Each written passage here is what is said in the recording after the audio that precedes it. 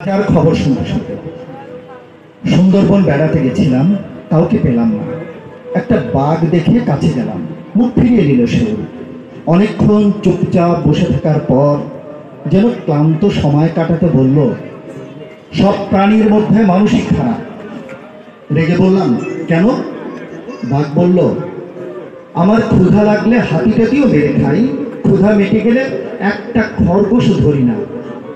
কিন্তু তোমরা প্রথমে ক্ষুধার জন্য হরিণ মারো, ক্ষুধা মিটে গেলেও হরিণ মারো আর জমা করো ভবিষ্যতে খাওয়ার জন্য।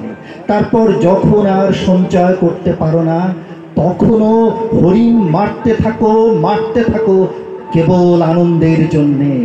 শিকারের আনন্দ, খুনের আনন্দ, হত্যার আনন্দ। তোমাদের ক্ষুধা কখনো শেষ হয় না। তোমাদের পরপর অর্থনীতিবিদরা বলে চাহিদার নাকি শেষ না। তোমরা নিজেদেরও হত্যা করো, মানুষই খুন হয় মানুষের হাতে। গণহত্যা করছো যুগ যুগ ধরে, হলোকস্ট তোমাদেরই মানায়। আগে তাও যদি লুকাতে, এখন লজ্জাহীন লাইভ স্ট্রিমে প্রতিদিন। আচ্ছা, তোমরা কাপড় পরো কেন? কেন খিস্তি করো আমাদের সাথীদের নাম ধরে? বলে একলা বাঘটা চলে গেল ওই দিকে, যেদিক থেকে একটা বিভৎস আওয়াজ হলো, যার কোনো নাম নেই। বুম!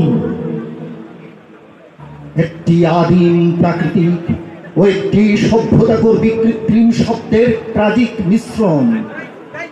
ওই বাঘের ছি ছি ছি ও আল জাজিরায় গাজার খবর শুনতে শুনতে আমি ক্রমান্বয়ে বদ্ধ উন্মাদ।